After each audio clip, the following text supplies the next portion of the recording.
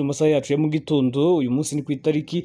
ya mbere y'ukwezi kwa 12 2025. Uyu munsi rero akaba aribwo twatangiye ukwezi turifuriza isha n'ihirwe abakunzi bacu. Ukwezi kwa 12 ngo kuzababere kwiza kandi tugana no kumwisho w'umwaka. Turabutsa kandi gukora subscribe batarayikora, bamaze kwikora namwe turabashimiye cyane. Amakuru yacu rero turaza kuba tuyahera murasirazuba bwa Repubulika ya Demokarasi ya Kongo, hari imisozi miremire y'umurenge, ikirere gikomeje kuvogerwa n'indege zimaze guhamura abaturage. Amakuru yacu turahita tuyakomereza mu murwa mukuru Kinshasa, aho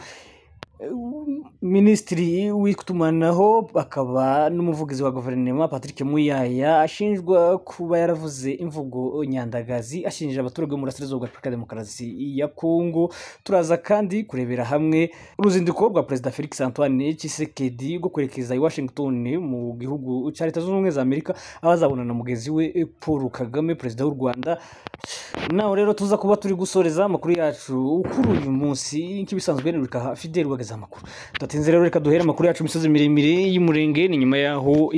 aka karere karashwemo n'indege z'intambara za guverinoma y'u Burundi ndetse na Kongo Sukhoi 25 ikangiriza imitungo y'abaturage ndetse igateza n'ihahamuka mu baturage, aho bamwe bajanywe ku mavuriro mu karere ka Minembwe, abandi barahamuka kugeza kuri ubu ngubu umuturage yasose akabona indege cyangwa drone abona kwake karangiye kubera kwibasirwa bikomeye n'izi ngabo z'u Burundi n'iza Kongo mu kubamishaho ibisasu. Bikaba byarabaye nyuma yaho bafunze amayira yose n'ubundi yaganaga muri aka karere ka Minembwe.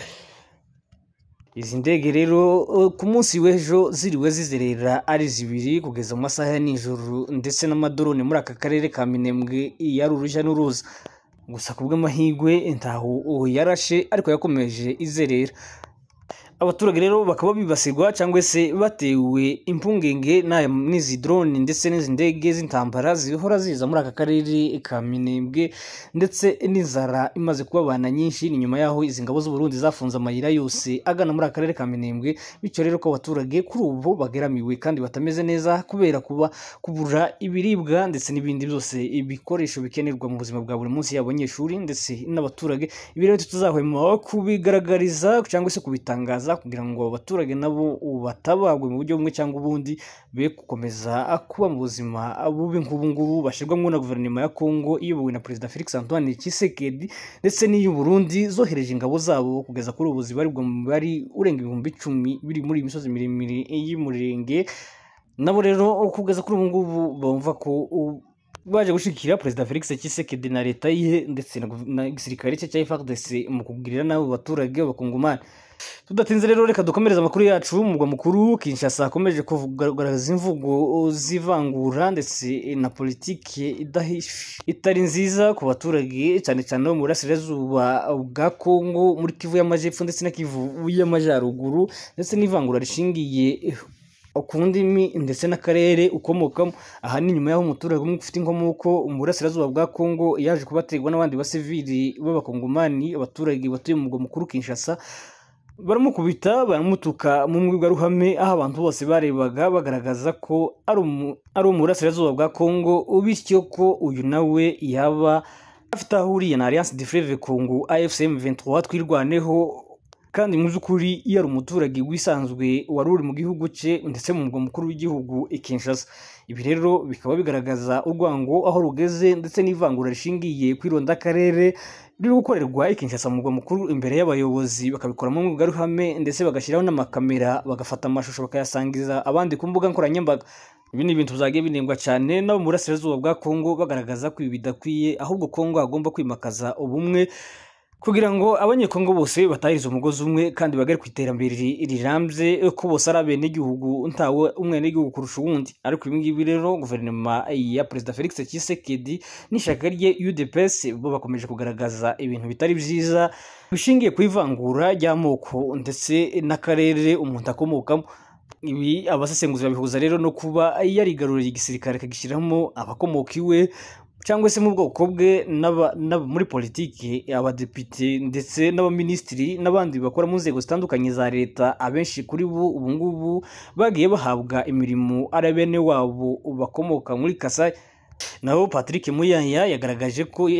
ko Burasirazuba bwa Kongo ntaco buvuze mu gihugu cya Repubulika ya Demokarasi ya Kongo, zakiriwe nabi cyane na bamwe mu badepite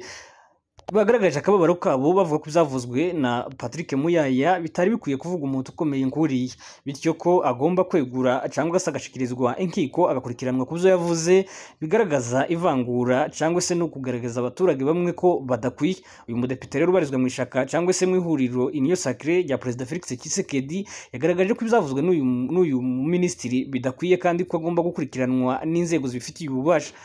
ko abaturage ari umwe kandi bagomba gutahiriza umugozi umwe kugira ngo basohoke mu bibazo bafite, bityo ko hadakwiriye kugira abateshwa agaciro cyangwa se ngo bigizweyo kuko uyu minisitiri yabigenje.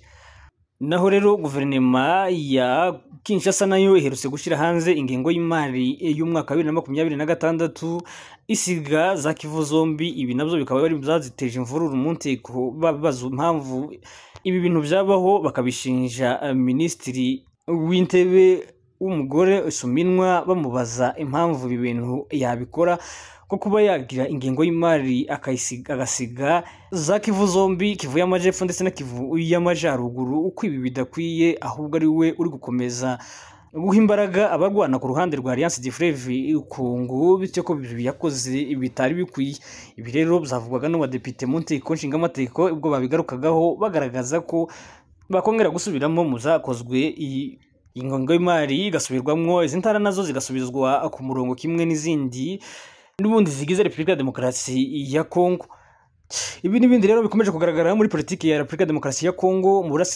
burasirazuba iki gihugu bikomeje kuzamba, aho Kongo iri gukomeza kugenda isa n'ibagirwa abaturage b'abakongomani bo mu burasirazuba bwa Kongo cyangwa se ubutaka bw'iki gihugu, nubwo Alliance du Fleuve Congo yo ivuga ko umurongo wayo izakomeza kugeza yigaruriye Kongo yose, hanyuma ikubaka icyo yise federalisme, kwigenga kw'intara zose zigize Repubulika ya Demokarasi ya Kongo. Ibi rero biherutse gutangazwa n'umuyobozi wa Alliance du Fleuve Congo, Coordinateur Nanga, aho yavuze ko Kongo izatera imbere cyangwa se kubona umutekano izaba ishingiye kuri federalisme, kwigenga kw'intara, atari ukuba kw'imyanzuro yose cyangwa se ibikorwa byose bikorerwa mu murwa mukuru Kinshasa, bityo ko ba nyiri bwite ubwo bazaba bifite mu nshingano kwizanira umutekano ndetse no guteza imbere akarere kabo, bizafasha igihugu cyose kugenda mu buryo bwiza bw'iterambere kubera yuko iki gihugu ari kinini. Naho Kinshasa rero uyu mwuka mubi ukomeje kugaragara muri politike mu nzego zitandukanye, watangiye imbere yaho bagiye beguza bamwe mu bayobozi batandukanye bari bakuriye inteko ndetse n'abaminisitiri no mu basenateri, abenshi bakavuga ko baziraga kuba ari abo mu burasirazuba bwa Kongo cyangwa se ari abo bita abaswahilifone.